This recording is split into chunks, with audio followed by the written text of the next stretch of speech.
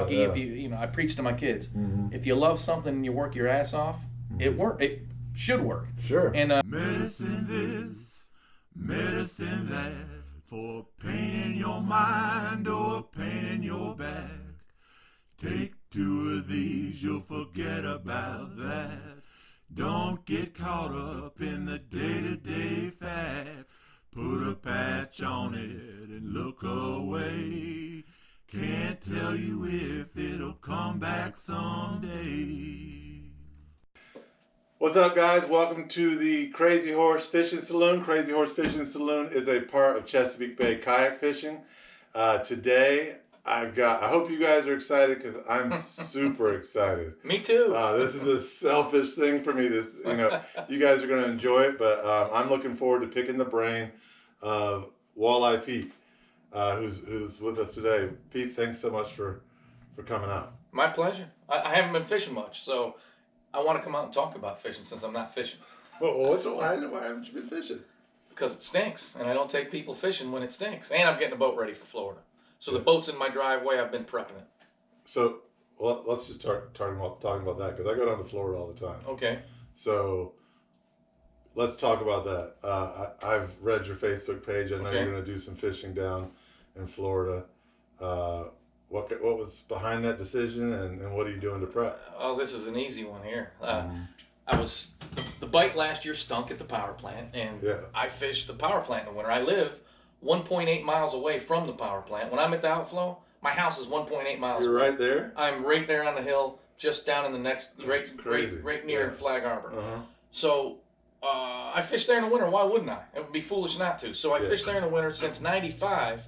I've been fishing at the power plant. When I got my guide license, I guided at the power plant. It's a great place to bring folks. Since I live so close, I don't have to charge much. You know, and it's I love doing it. I take neighbors, I take friends, and I evolved into guiding a lot there, and it's good. And then when it's not good, I don't do trips, and when it's good, I do trips. Well, last year it sucked, and the year before that it also wasn't. Well, it was all right the year before that. But anyway, I was sitting on a couch pouting because I was calling people to cancel trips, and my wife said, "Well, why don't you go to Florida? Your sister lives in a good area there in Homosassa.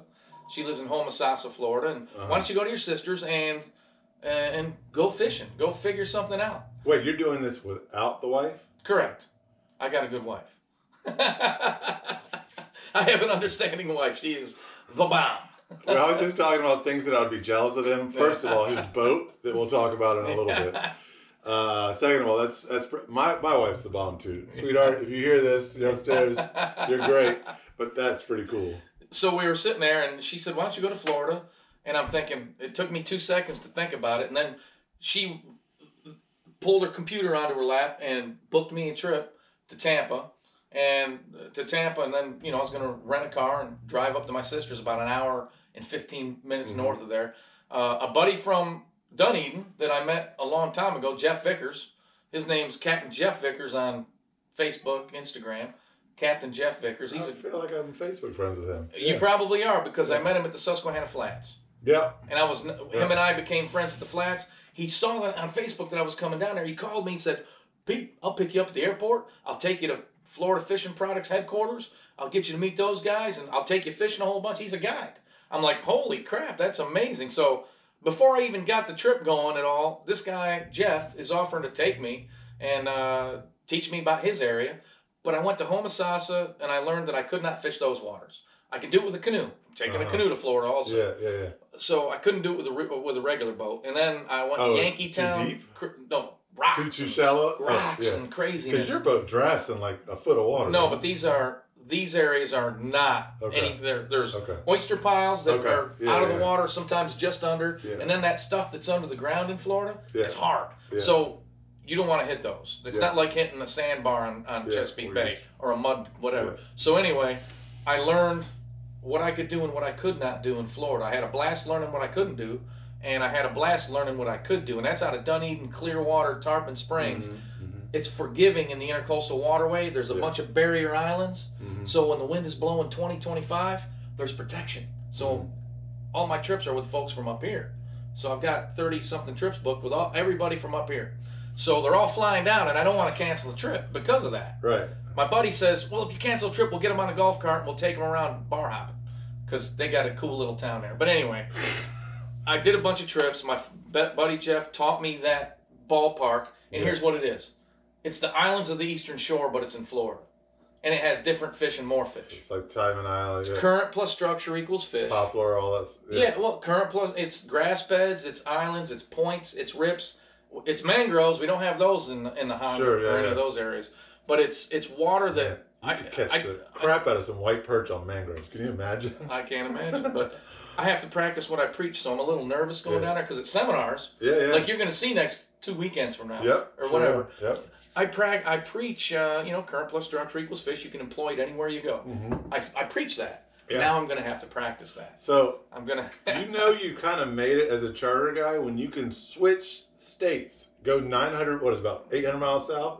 1,000. Maybe 1,000 miles maybe south. 800, 900, I don't know. And have 30 trips booked already. And a lot of pendings. Based on clients you have in Maryland. Yeah, well, that's called friends. I think you're doing pretty well for yourself.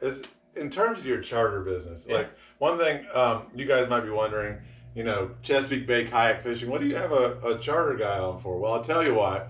First of all, he knows how to put you on fish. Second of all, what is that sound? That was me. That was one of your devices. If you fish on his boat, he's using really all the same gear that we do. Oh yeah. You probably 2,500 reels. 3,000. 3,000. I use Florida Fishing Products 3,000. Okay. Or if it was just me, I'd go smaller, but 3,000 is about small. And medium, light, fast. 6'8" medium action, 6'8" medium heavy for the giant reds. Right. And by the way, I love the kayak guys. I fish with a lot of kayak guys. Yeah. And here's what I think: kayak guys are nuts, but in a good way. Yeah. Some of the best anglers I ever have on a boat are kayak guys. They get on the bow of my boat. I don't have to say boo to them because they can sling it, wing it, and they can throw. They typically read the current before I say, "Mister, I'll probably have to help you," but But most of the guys I don't have to help. They know to throw across that current. They know what they know. They might ask me ahead of time, "Hey, what kind of bait you use?" And I'll say crankbaits, 2 to 4 feet of water. They already got the right stuff. Yeah. So the kayak guys are more extreme anglers, and when they fish a zone, they dissect a zone. Where I just haul ass everywhere. I go all over the place. Sure. But kayakers really learn areas. I'm jealous. Well, I'll tell anybody who's new to the sport.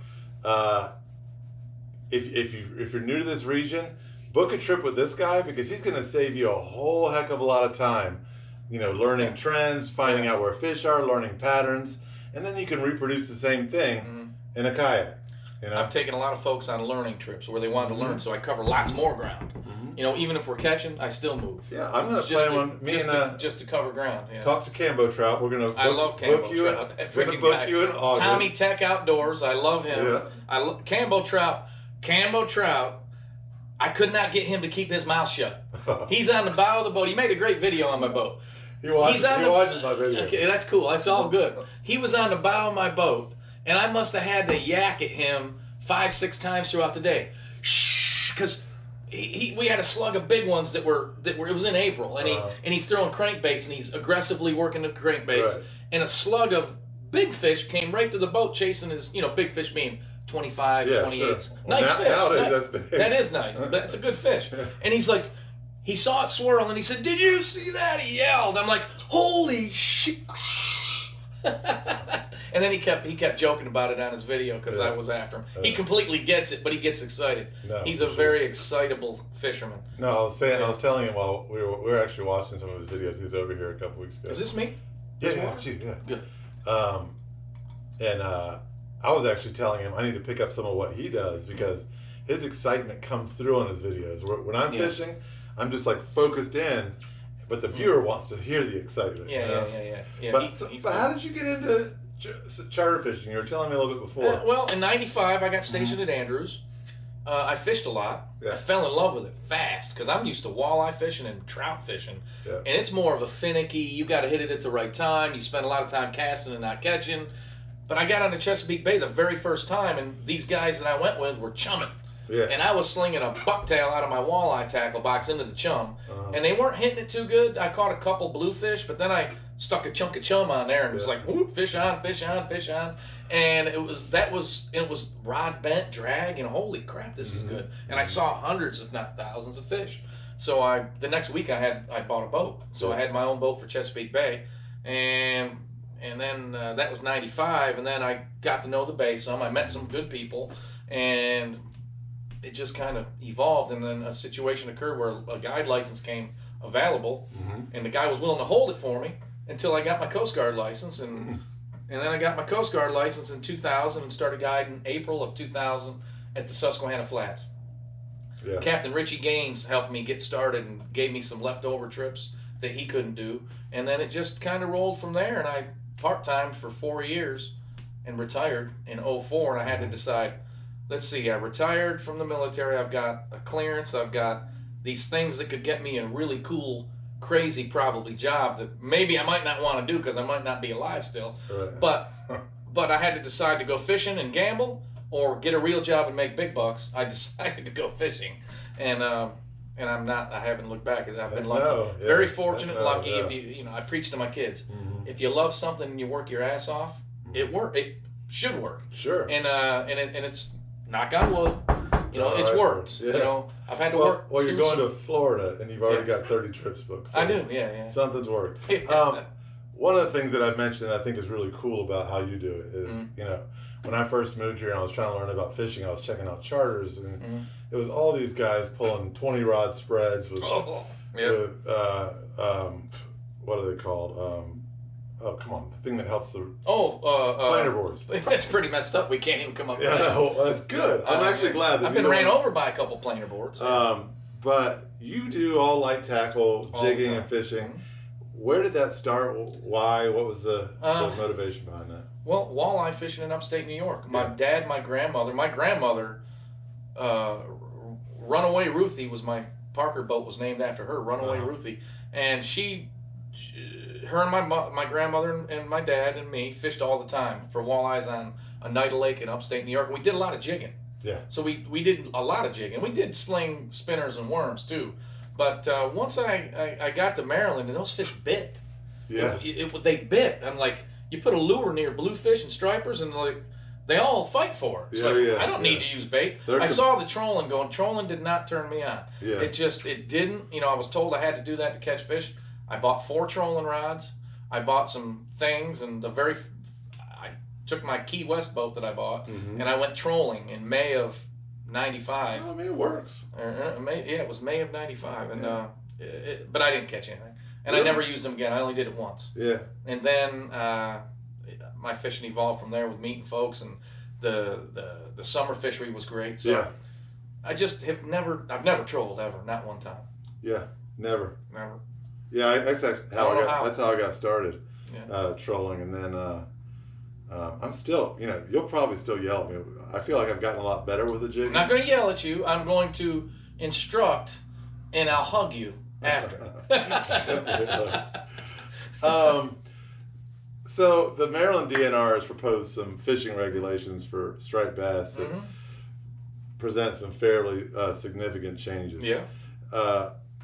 If you want to, you probably know it better than I do. If you want to kind of review some of the changes, then talk about how you feel about it.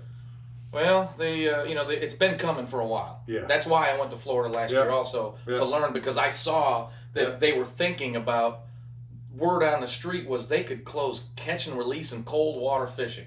Yeah. For no real reason, because it does not kill fish. It doesn't make sense. So the new regulations as proposed right now, and if I get some of this wrong, I'm not as slick as some of the guys are with the brain power here, but they're cutting catch and release in cold water in April, and they're closing the trophy season, which definitely saves fish. Yeah. So in April, let's just talk about April. So they're closing catch and release. MRIP, that system that counts fish, right? I was going to ask you about the estimation of counted fish. March and April really touched me in a horrific way. Once the light bulb went off and I realized what numbers they were saying that MRIP declared was caught in March and April, the numbers are 600,000 in 2017. It was 600,000 and something. That's the numbers they're using. Right. So that ASMFC would agree with them that they could save fish. The numbers they were using was 2017, March and April, 600,000 and like 97 fish. So 600,000, let's say. Okay. Caught in March and April. 2017 wasn't even that good of a year. Okay. Yeah. So 600,000 fish. Yeah. Let's break it down. That's 10,000 fish a day. Yeah. That's in March and April. March, hardly nobody fishes. The power plant's got a few folks. Could be 15 boats on a weekend, nice day. But it could, and on a weekend, nice day, there could be a bunch of boats. Whip-de-doo. Yeah. Usually the bite fizzles out, and there's going to be quite a few fish caught, but it's not 10,000 a day. No. And then the Susquehanna Flats, the Susquehanna River has a few fishing, has a few folks fishing. Sure. So, and then April comes around, and they do, catch and release in April still is all right. The water's cold. Mm-hmm. The mortality rate is below 1% when it's really cold. Then it comes up a little bit to less than 2% when it's, say, 60 degrees or below. And those numbers, don't quote me on it, but it's very close. Yeah. So 600,000 fish. And here's how they got those 600,000. This is the one that drives me nuts. MREP people come to my boat once the season opens. They come to my boat and ask. It's a girl that comes to the boat. She knows where my boat's at. I'm the only guy fishing in Beacon Marina on weekdays. She comes to my boat every day and does ask all my crew. And she looks at our fish and measures them and all that stuff, and then asks guys questions. How many did you catch? How long did you fish? So they took all these numbers down, and then the girl was pleasant, and I'm a nice guy, right. And I'm trying to help. So I always agreed to help with that. And then come to find out, these MRIP numbers, in the month of April and March, 108 boats got checked, all of which was once the season opened. So after the season opened for catch and kill, say April 16th, right. 108 boats were checked in Maryland. After the season started. After the season opened. When everyone's going to be out. Everybody's out, yeah. And they multiplied it to... So 108 boats got checked. Listen to this. 76 fish got caught, and 76 fish got touched by MRIP people. So 76 fish got weighed and measured. Okay? The average length was 37 inches and some change. The average weight was 22 pounds and some change. 76 fish. And then the folks were asked, how many fish did you release? There was 100 and something fish released out of all those boats too. Okay, so 108 boats checked, 76 fish caught, apparently 100 and something released. And out of those numbers, they get 600,000 fish. And then they use 9% mortality in the cold water. No way. So January to December, look at this, January to December, the DNR or whoever makes these decisions says 9% is the death rate. In the summer, above the Bay Bridge, when it's hot out, they're floaters everywhere. 80% die. They say 40, but it's above that. When they're slinging bait, and they swallow it, and all fishing's fine. But if it's killing them, we got to fix that. And then every single fish they take out of the water, take a picture of in 90-degree heat. Right. Well, even if they don't do that, when they swallow a crab or a live tiny bait, they're dead. Yeah. And it's hot and low salinity. Yeah. Scientific DNR's own science says they die. Yeah. They say 40%, but it's more than that. And then, but they use 9% for the whole year. So the DNR could use 9%, 600,000 fish.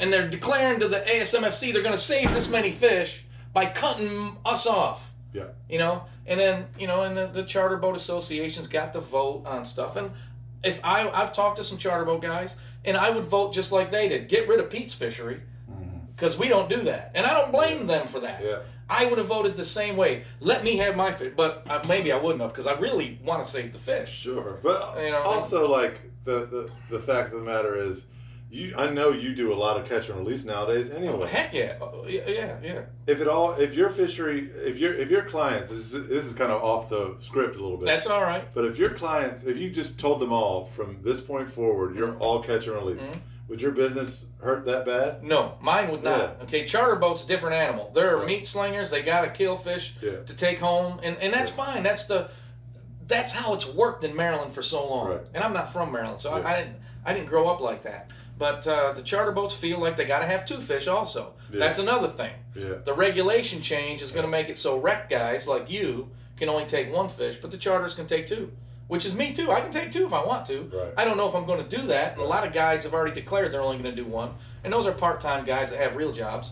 You know, if I was going to lose half my trips because of it, I wouldn't do it. But I'm going to promote 1 fish. Sure. Or no fish, in fact. Well, what I've always thought, well, not always, but since we've had a lot of issues over the last few years, with redfish, you know, that I'm about to go try to catch down in Florida in a few months, they've got a slot limit all up and down the East Coast. And it really is making a big impact on saving that population. Yeah. If they just went and said, charters and rec guys, you can keep 1 fish between 19 and 28. All the big stripers are the ones that exponentially breed anyways. Yeah. That would be my proposition, but I'm not in the head of these politicians. You know, when in relationships, when they say it's complicated, Yeah. well, fisheries is complicated. Yeah, it's so complicated. the fisheries guys, and I can't talk smart like they do, but the fisheries guys that I've spoke with declare that redfish and rockfish are 2 different animals doing it's 2 different animals. Okay. But what it has worked with redfish. I mean, look what I mean, it has worked with redfish. Yeah. Could it work with stripers? I mean, I don't know. Yeah. What's that movie? Uncle Eddie's. I don't know. You know, when his daughter's eyes went back straight. Yeah. I don't know. Would it work? Well, I don't know. What you just said in the last 5 minutes made a lot more sense than the people in DNR that are making these regulations. I'm not trying to make more sense than them. I call it like I see it. Yeah. I live off common sense. I led in the military when I was a senior NCO in the Air Force. Yeah. I led by common sense. It was common sense. If it made sense, I did it. If it didn't, I didn't. You know, in fishing, I do the same thing. And with this DNR, in this fisheries thing, it's common sense. I mean, hot water, you got to shut down that before you shut down cold water, catch and release where we're not killing any. And the MRIP system, they all know is faulty, but nobody's fixing it. I mean, I don't know. Well, the other thing is, I was actually texting with Alan Batista. I've got his book here the other day. Alan's the bomb. I mean, he's the guy that can sit here and dissect everything, and he remembers something somebody said a month and a half ago, where I can't remember yesterday. But anyway, he's pretty sharp on this stuff. He is sharp. But like, how in the heck are they? You know, they're saying you can't even target for catch and release in the cold season. How the heck are they going to regulate that? Well, they can't even regulate for people with undersized fish in possession. They can barely regulate that. That's right. I was at the power. I've half fished the power plant this winter quite a bit, and I've caught a few specks. Yeah. I was out there last week one day. Before I pulled my boat out, I was out there in a DNR. I was the only boat there. A DNR guy, the boat came up to me and checked me. And after they checked me, we're just chatting. They're all good. I love the DNR guys. They're good guys. The problem's at the top. But anyway, the DNR guys are great. They do what they're told, and they do it well. But I asked the DNR guy, I said, hey man, so when catch and release is against the rules, what you gonna do? And they're like, they rolled their eyes. They're like, they don't have marching orders yet with that, so they couldn't. And obviously, they couldn't tell me what they're gonna do because they don't know what they're gonna do. So I could tell by the looks on both of their faces that they had no idea what they're gonna do with it. Now, in April at the power plant, if you are there in your kayak and you catch 3 stripers, I guarantee if they're watching you, you're going to get a ticket. Yeah. They could enforce that. They could convict you of that. Sure. But if I'm fishing for specks in the islands of the Eastern Shore and I happen to slip into some stripers, letter of the law, I don't know what the letter is going to say of the law, but the letter of the law I think will say, okay, if you catch a striper, or maybe 2, you got to move and get away from them. And if the man's watching you and you catch more than 2, then he could give you a ticket. That's how I think that's going to work. If you catch amongst that's in April. Those 2. Now in August and July, you catch 26 specks. Yeah. And 2 stripers. You're saying you'd have to move? No. Okay. I think. I mean, I don't know for sure how that's all going to work. Yeah. But if the man, they're common sense guys too. Those guys aren't. Right. Those guys are not looking to ding people to ding them. I've met several. So nice folks. They're going to.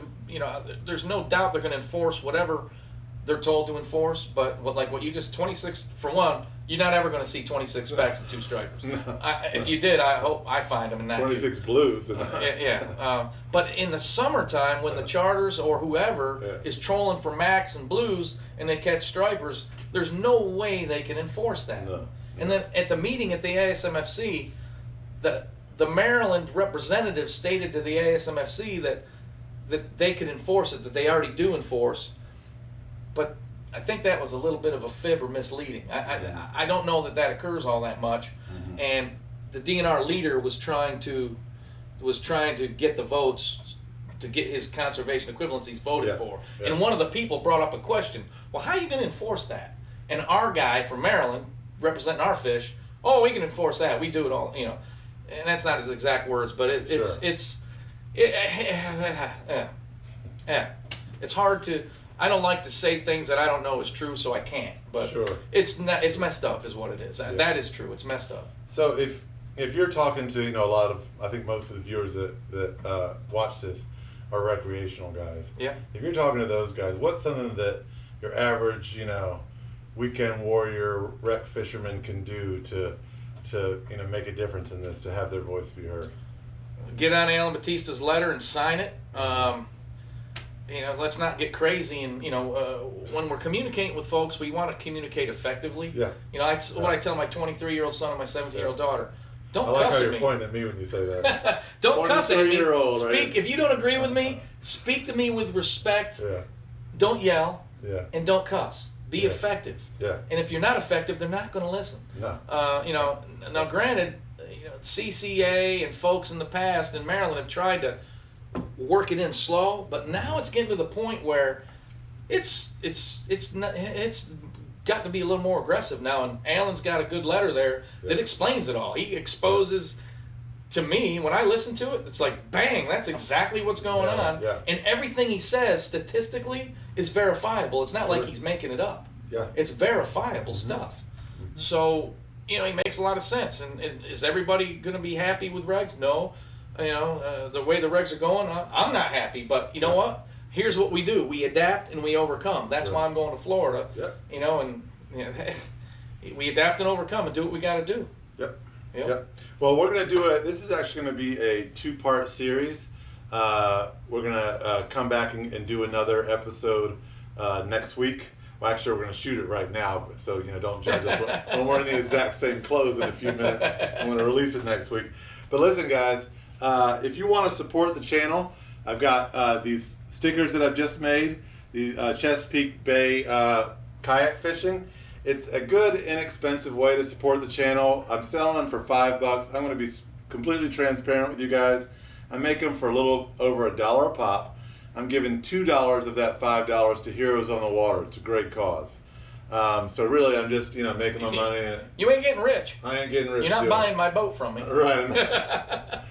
But I'm gonna buy one from him and stick it on my boat. By the way, so if any of you kayak boys get on my boat, I'll have one of those stickers. Well, he's getting it for free, but I don't need that for free. I like to pay my way. But it's a great way to get in to support what I'm doing. So I can justify to my wife that I'm hopefully bringing in almost as much money as I'm spending on fishing gear. So, but we'll be back to you guys with part 2. Thanks so much for watching. Don't worry about me when today, tomorrow is tomorrow. I'll be fine, just you see.